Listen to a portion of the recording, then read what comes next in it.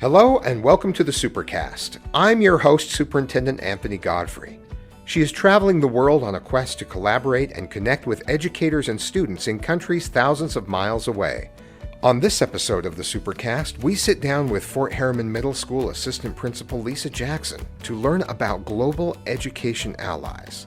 It is a group of educators participating in international education travel, hoping to develop global awareness and foster innovative learning in classrooms. They even develop lifelong friendships in their travels with teachers and students from all over the world. We're talking today with Lisa Jackson, an assistant principal in Jordan School District, about her experiences traveling around the world learning about schools in other countries. Lisa, thanks for taking the time. Yeah, thanks for having me. Tell me about how you got involved in this. What's the organization? How does all of this work? So in 2016, my daughter was graduating from high school. She wanted to do something different for her senior trip. Another educator told me they had been to Africa with this group. So I checked into Global Education Allies, interviewed with them, and she and I went on a 3-week adventure to Africa, where we visited lots of schools, we did a lot of service, we raised money, and that just kind of started my love for seeing what school is like in other countries and around the world. Wow, so what is the stated purpose for this organization to exist? What is their mission? Yeah, so they're bringing together educators from around the world to collaborate, to discuss cultural issues, to just have shared experiences so we can collaborate with each other and learn about each other's education system.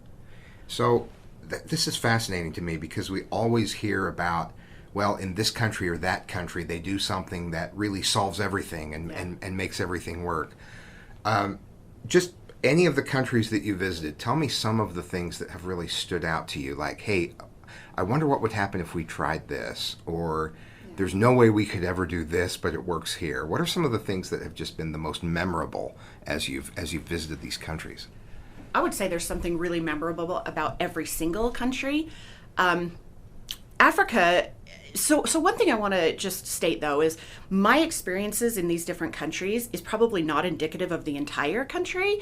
Right. It's the areas that I went to, the schools that I was taken to. For example, in Africa, I was taken to the poorest villages. Only one school in that area did I go to that was anywhere near what we have here. So that's a really good distinction. It's important to say that the schools that you visited in these countries, not what are schools like throughout the country. Right. I visited schools in China, visited schools in other states, visited schools in France, in various countries as well. Not in depth as you have, but every time I visit a school, I do have to remind myself of exactly that. One school is not emblematic of what's happening in education throughout an entire country, or even an entire district or state or wherever else. So tell me some of the takeaways, some of the things that you've learned.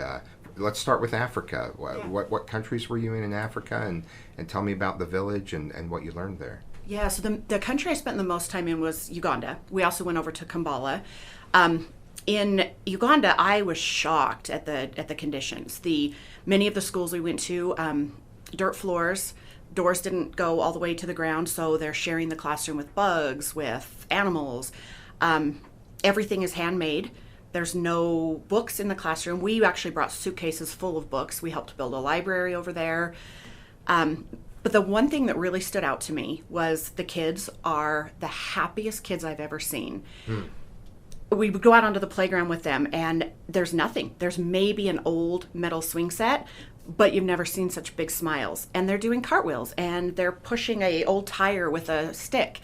And it made me realize we don't need all the things we think we need to make kids happy. We just need to love them. Yeah. That's really all they need. That's pretty amazing. Yeah. So you were there in the summer? Yeah, so all these trips have been summer. However, I just got back from the South Pacific, and it was their winter. So in Africa, China, and the South Pacific, school was in. In Finland, school was out. So we met with lots of educators, didn't actually see many students. In all the other countries, we were watching class. In some of those countries, we were teaching class with them, teaching English, just working with kids. And I absolutely, it kind of combines both my passions, traveling and education together. So it's the best of both worlds for me. Yeah, that's fantastic. So tell me about, let's talk about Finland. Yeah. What did you learn in Finland? Where did you go? What did you find out about education there? So, Finland is known for having one of the best education systems in the world. Right. Teachers are valued. People are happy. Scores are high. Lots of teacher trust. No extended recesses, shorter school days, no homework. Right. So many things that, in theory, sound phenomenal. What I did learn is they're really not that different than us. They really aren't. Their pay is very comparable to ours when you consider cost of living in both countries. Teachers have their issues there as well. We all do. The one thing I took away from there that has kind of stuck with me is we do special education in the United States really well. When looking at their special education system, I really think that we take the individual student into account. Yeah. And I was kind of proud of us for that, even though they have some great things and they're scoring phenomenally. One thing I absolutely loved about their country is in high school, students are able to pick a path. So they have a no dead ends policy. So if students, maybe traditional college is not going to work for them, they go to a vocational high school. So one of the vocational high schools we visited was a farming school. So the kids spend a good part of their day learning how to farm, how to work the land, how to take care of the animals. And when they graduate, they have a career path. So, and we do something similar. We have our JATC SALs, Sure. We have extended college into high school. But this was a career path as soon as they exit school, and I was really impressed with that. It's interesting to hear that a lot of what they do is very similar to what we do, and that, the no dead end, I love the idea of that there's a path for everyone. We just need to find the right matchup. Yeah. Now, you've also visited China. Tell me about what you learned there. Yeah, China was a different experience. China was with many educators. There was lots of Jordan School District administrators as well. In that situation, we went to their finest schools. We went to their top schools, saw their top performing students. I felt like their education system is very different than ours. They're very proud of it. There was a lot of good, I remember distinctly one student walking us around saying, "Don't you think our school's beautiful?" And it was. And I would love for our students to feel that kind of pride in our schools. Right. But I also noticed the teaching is very teacher-centered. Teachers are on a raised platform. Students have a specific way that they sit, a specific way that they answer questions. There's a lot of sit and get. While they have some great things going, I also took away that we have some great things going from that experience. But I loved being immersed in their cultural experiences. The one thing I learned is even though our countries might be a bit divided, that doesn't mean the people have to be. We had some great relationships with some of the Chinese educators and the people that took us on our tours, and they're wonderful people. Tell me about other countries that you visited as well. So I just got back Sunday from the South Pacific. So I went to Australia and to New Zealand. Spent a lot of time in New Zealand schools. Bali High School? No, I'm just kidding. No, I'm sorry, I did not go there. South Pacific musical reference. Yes. Yeah. So you tell me about the schools there. Yeah, you know what? Gorgeous country. Gorgeous country. Lots of collaboration. And like I said earlier, this not to categorize every single school into one idea, because the different schools we went to were all so different. The very first school we went to was a primary school. It was a 2-room school. There was 2 teachers and 1 principal. The one teacher taught K through 3 all together. Mm-hmm. 4 through 6 was the other teacher, and the principal did all the pullouts. Yeah. Then we went to another school that was brand new, just opened in 2022. Gorgeous facility. But that one so when they're finished, they'll have about 900 students. What I loved about them was they're very collaborative. It was built with all glass doors, and you can slide all the doors open so all the classrooms combine. So a very collaborative approach. Wow. Which I loved. Yeah, loved that. I will say the one thing I took away from this trip that I just came back on, I kept marveling at the scenery and how beautiful New Zealand is. And we were sitting at one school, and I was sitting in their faculty room looking out the window thinking, I would love this view. And then I started thinking, hold on, I am at Fort Herriman Middle School. If I sit in our library and look out, I have a very similar view of the Ochre Mountains. Yeah. But I'm so used to it that I've never given it the same consideration and had the same admiration for mountains that I live by. So I walked away thinking, oh, I live in a beautiful state. And I don't think about that. I travel all over looking for beauty, and it's right here. It's a great thought. So. And I do this to my kids, and probably others listening do the same thing. I stop and say, look at the mountains, look. And they look up from their screen and go, oh, yeah, Dad. They know what to say. Yeah, that's beautiful. That's amazing. Right. And then they go back to their screen. Right. But you're right. We need to pause. We need to stop. I even had an art teacher in high school who was also the wrestling coach, and I can remember exactly where I was in class because this seemed like it was a surprising quote from him, but he just said, you guys need to stop and look at the sky. It's gorgeous, and too frequently we don't stop and look up. Yeah. And I've always remembered that. You have to look around yourself and be really intentional about noticing the beauty around here, because people come and they marvel at how close we are to the mountains. Right. Okay, what are some other things that when you came back from these trips you really valued about the United States and Utah and Jordan School District education?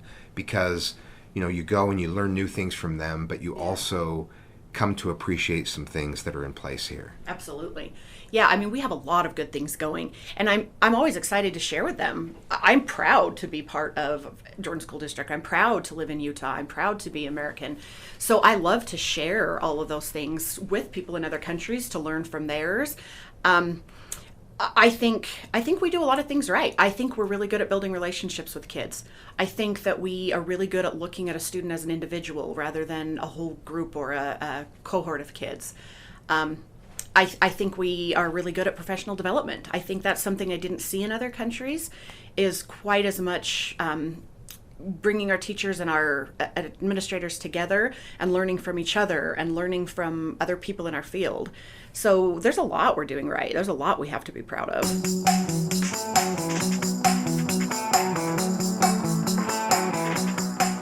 Stay with us. When we come back, more from Lisa Jackson on her love for world education travel.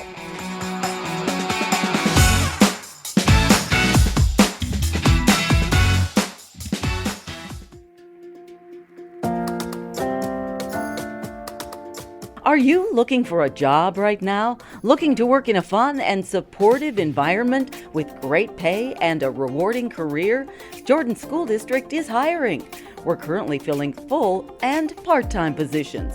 You can work and make a difference in young lives and education as a classroom assistant or a substitute teacher.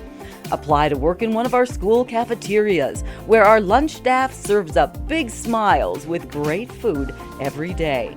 We're also looking to hire custodians and bus drivers. In Jordan School District, we like to say, people come for the job and enjoy the adventure. Apply today at employment.jordandistrict.org. Now, you went to Finland. Did you go to other countries in Europe as well? I did. I went to Sweden and I went to Estonia. So tell me about Sweden and Estonia. I've never been to any of those countries. Yeah, so Estonia is by far my favorite. Gorgeous, gorgeous country. All cobblestone, old architecture, lots of castle-looking type buildings.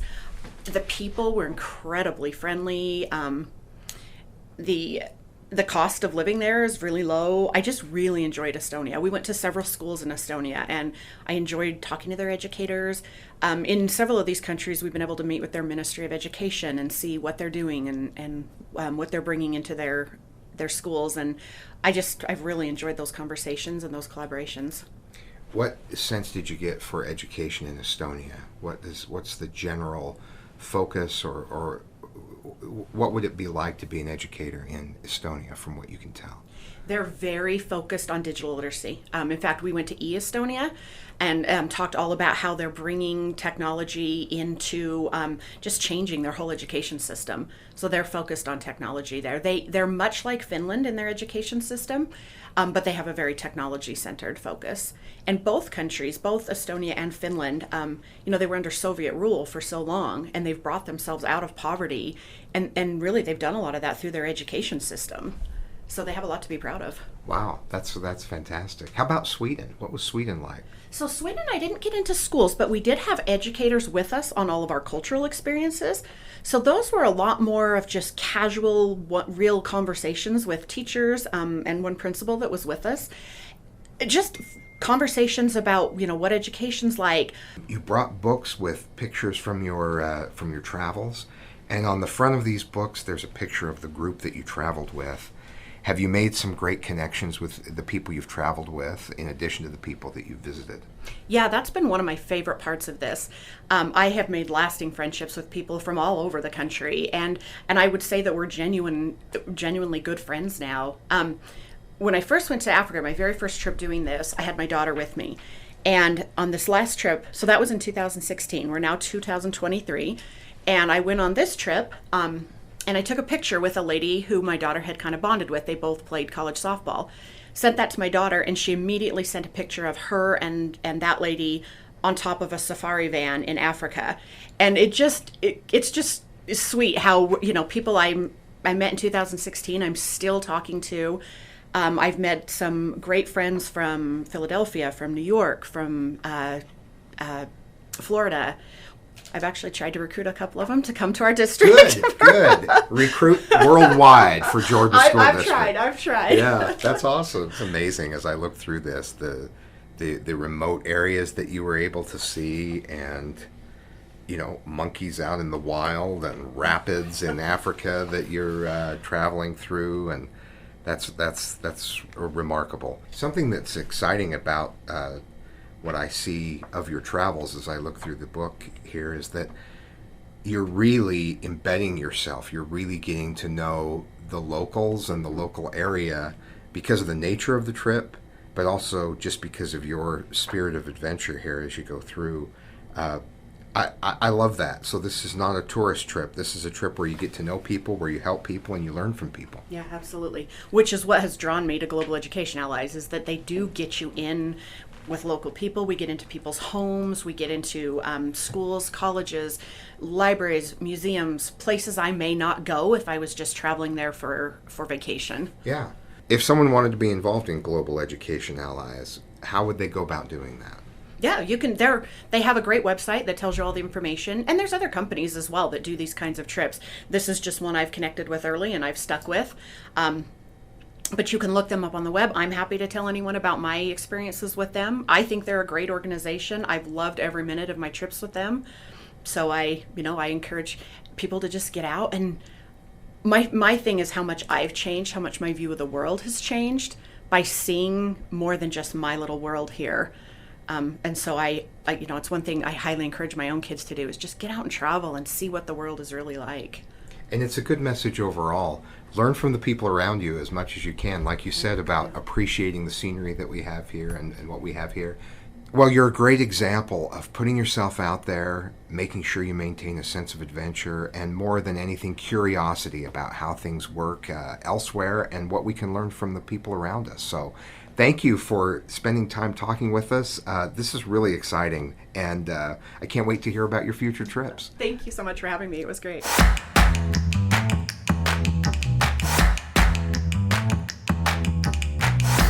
Thanks for joining us on another episode of the Supercast. Remember, education is the most important thing you will do today. We'll see you out there.